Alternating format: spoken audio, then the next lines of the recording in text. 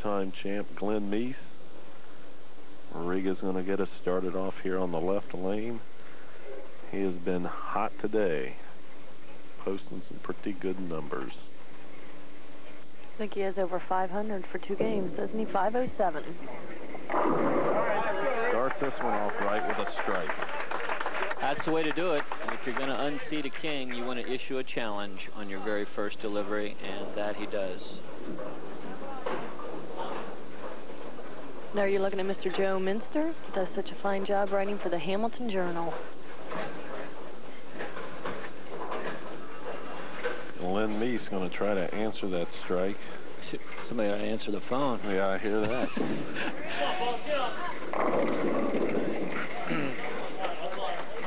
A little wide, going with the shot on the opening delivery, leaving the 2-pin. A very easy spare.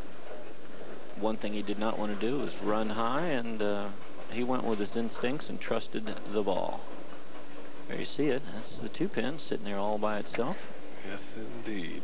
Got all kinds of room to make this spare. He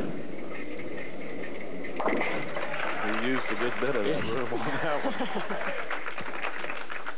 That big turning ball, once it gets out of your hand, sometimes if you see it going in the wrong direction, you just wish you had a string on it to pull it back. Riga, deep, deep in thought. Bowling about as well as anyone can bowl today. If it's going to happen, it should happen today. There's only one thing stands in his way. Oh, almost got a nice little break out of that one. That's the good news, bad news scenario again, George. The 4-9 you almost saw is a bad break. The fact that you kicked the 4 out, that's the good news. So Glen Meece going to be shooting another easy spare, the 9-pin, back row. You want to move your feet maybe 3 boards to the left of your normal strike target and hit your same striking area, maybe 4, and just go for it like that.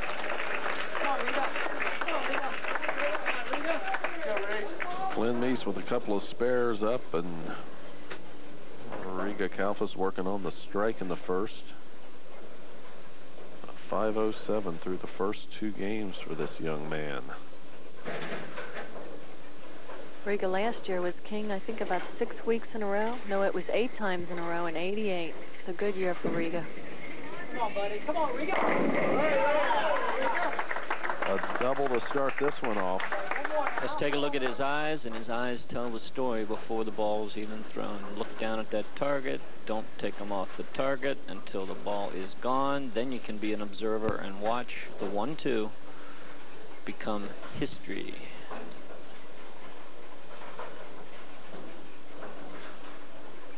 Kalfas, a double through 2. Meece, spare, spare. A lot of paper left, but Riga looks great.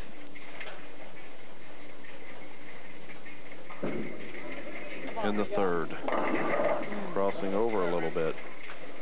If we're going to see a mistake out of Riga, my bet is it's going to be on the left lane each and every time. It appears to be the more difficult of the 2 for the left-handers. Cutting through sharply, breaking up the split, but there you see, leaving the 2-4-7.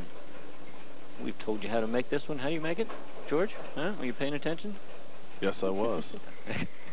Hit them all with a ball, right? There you go. I'll take right through the 2 and the 4. Well, we'll take it that way. How about that? Unconventional, but spareable anyway. Yeah, there you see. He's, yeah. I made a mistake twice, got away with it, and made the spare. But George told me to do it that way. Hey, if he listened to my bowling tips, the guy wouldn't have been here in the first place. Glen with a couple of spares. Yet to strike in this match. If anything should pump him up, it'll be the last shot of Riga Kalfas, and it did. It did. Take a look at it.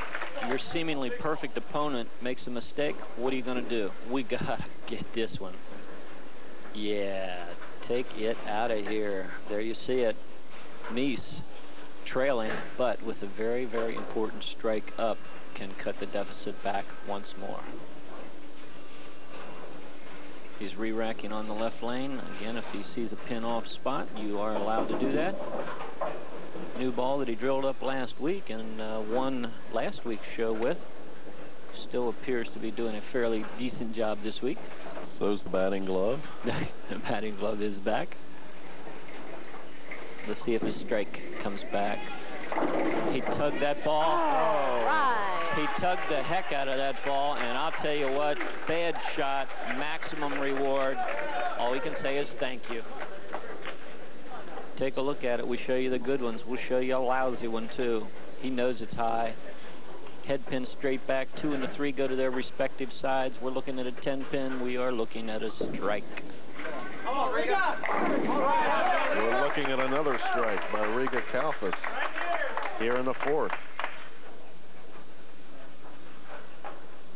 Riga gets right back on the strike train. However, if both players take it off the sheet, Glen Meece at this point, 2 pins in the lead. We've got a 2-pin match. We're halfway through game number 3, and we are seeing a bowling clinic.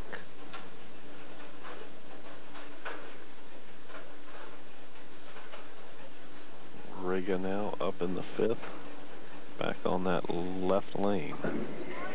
Going with a little more arc. Went with a little more arc on that particular shot, George. And what I mean by more arc is he sent the ball wider. In other words, if he's looking at 7, that ball hit 5, and it changes the arc, and it didn't quite do what he expected it to do since he went high last frame. But again, getting out pretty easy with a single pin spare. I'd like to thank you all for entering Bowl Down Cancer. We had a fabulous year. The finals will be coming up. The ladies will be at Fairfield Lanes, the men at LaRue, and the youths at Coleraine Bowl. Thank you once again. Well, Riga holds the spare, so by no means is he falling apart under the pressure applied by this man, Glen Meece, who is currently working on a double here in the 5th frame. We might add, too, that if Glen Meece goes on to win, either way, we're going to see him next week, because if he doesn't win, he'll be back as a challenger from our high qualifier at the Pin House. And if he does win, of course, he'll be at the top of the hill. That ball is a watch.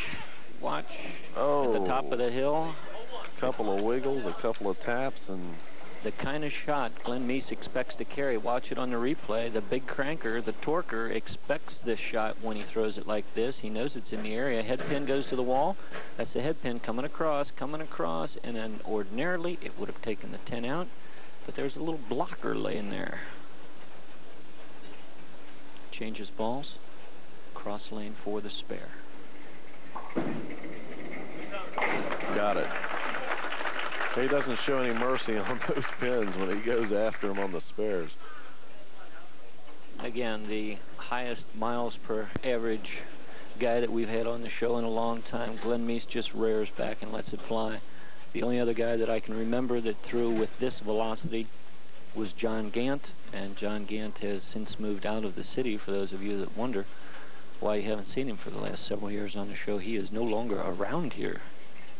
Glen Meece working on a 1-pin lead. That's perfection. That's perfection. That's what you want to see. Watch it here.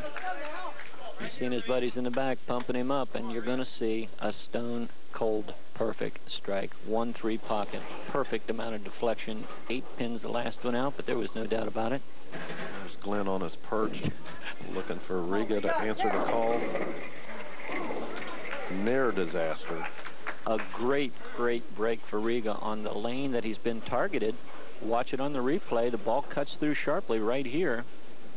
You're going to see on the left side of your screen for a moment the 7, and then the 8 actually takes it out, leaving the 6-10 for him to shoot at. A very, very makeable spare for Riga Kalfas.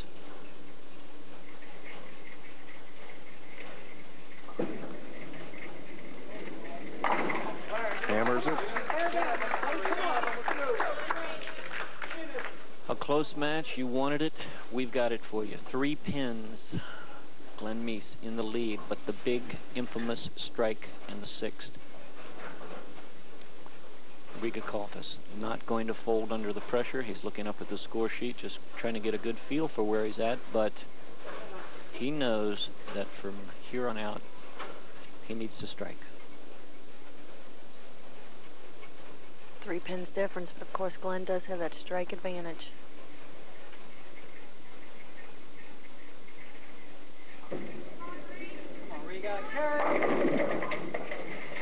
The 8 pin. Left-hand lane again. He's trying different things on the left-hand lane to work, and he's right in between. One ball's a little high, the other ball goes a little longer. A wiggling 8 at that, George. You called it. That's a nasty boy. Riga looking to cover here in the 7th. He does easily. So Glen Meece with a chance to get some breathing room here. He had the 1 pin lead and the 3 pin lead. And now with the strike up, George, a big frame for Glen Meece. If he puts the pressure on him now, he shouldn't relax, but it's a nicer cushion. I don't think you can relax with the way Mr. Kalfas has been bowling today. Not at all. Let's see if he goes for it. Yep. You can watch the animation and knowing the importance of this strike. Let's watch this release, and it is torque. You got a torque wrench? Measure this one, will you? Here he goes. The strike the cranker wants to carry, and that's when he's maxed out. When he is maxed out, he is great.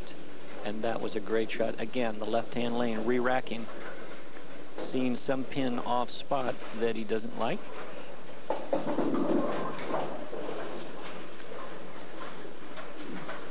Or perhaps just buying a little extra time to get his thoughts together. There's the Bettinghouse brothers. Jerry on the left, Dan on the right. Of course, this is our Eastgate qualifiers. Glen, of course, been champion 2 weeks in a row, working on number 3. A double working. This is his 8th frame. This could be a triple, a put away. No such thing as a put away, but I'll tell you what. This man, when he has needed to strike, he has struck with authority. Take a look at this. This is for the triple. This is for a 20-some pin lead. And how's he throw it? A picture is worth 1,000 words. Yeah. Like a rock star. Wow. I feel good. I knew that was coming. Riga also on the right-hand lane, lane 12, that he's had tuned in for quite some time, throws a great shot. Here it is, the critical 9th frame coming up, George, on the lane that, if we called it before, if he's going to have a problem, it would be on the left lane. That has proven to be the fact thus far. Can he solve it for the all-important 9th frame and a double? He really needs to now, with Glen Meece, our current king, working on a 3-bagger and looking strong at this point.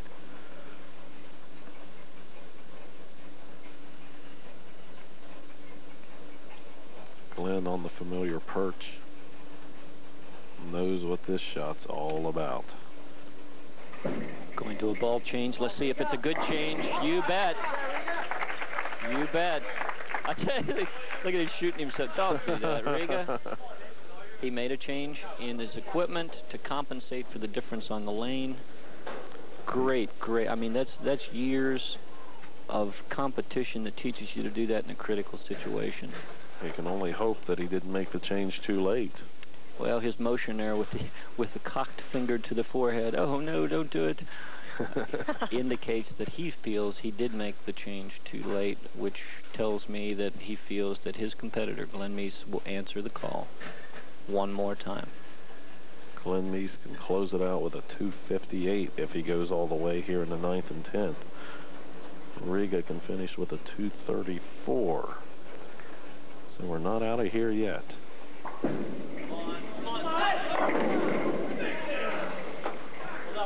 The solid 7.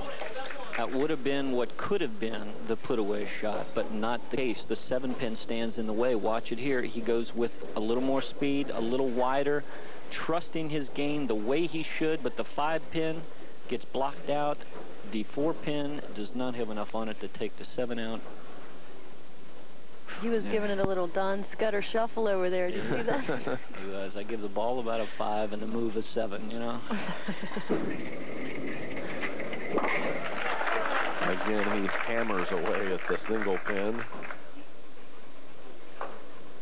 We've got all kinds of possibilities here. Don't get up to go to the fridge yet, you guys. Riga Kalfas could take it off the sheet for 244. The best Glen Meece can do if he strikes would be 237.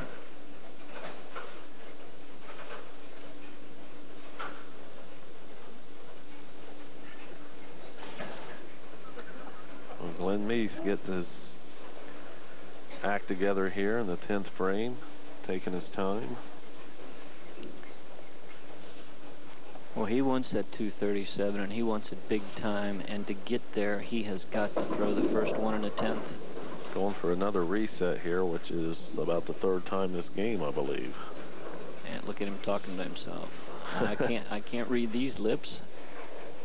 May not want to. But they are telling him to make a good shot as his opponent stares away. Oh. A great shot. Again, not quite trusting it. In the 9th frame, he leaves it wide. This one, he tries to jam it in the hole. Take a look. Pulls it inside of his target, but his speed holds the ball out just long enough to almost strike stone 9. Riga Kalfas is now in the driver's seat with a double working. A must spare for Glen Meece. No problem. No, he's looking to close this thing out now. In the 10th frame. He's working on a 226. Count is going to be critical. 226 is Glen's potential if he strikes. Our stat man, Ron Millinor, once again burning a lot of lead here with the pencil. Riga Kalfas potential 234 with a double. The count not good. Boy. A disastrous 9th and 10th frame. And you're going against a guy as hot as Riga Kalfas. It's definitely got to have the first one. Glen Meece closing out with a 222. It's out of his hands now.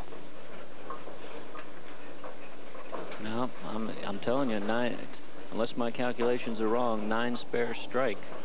Riga can still win this game. Anything other than a good shot here is not acceptable. But Ooh, 8.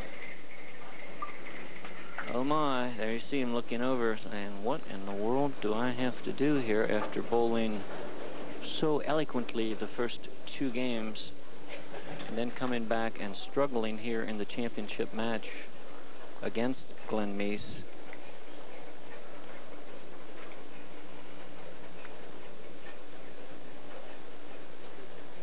Riga Kalfas really put on a bowling clinic for us today, though. However, he's got nothing to be ashamed of. Excellent player. The hot hand in town right now.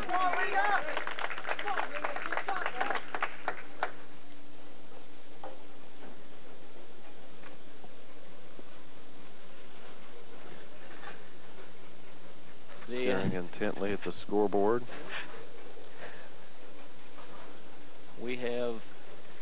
We have conflicting scores. We've got conflicting. We've got 3 scoreboards going, and all 3 of them tell us something different. Come on, ball! Well, he closes out with a 9. Whatever the scoreboards say, the heck with it. We know Glen Meece is our champion with 222.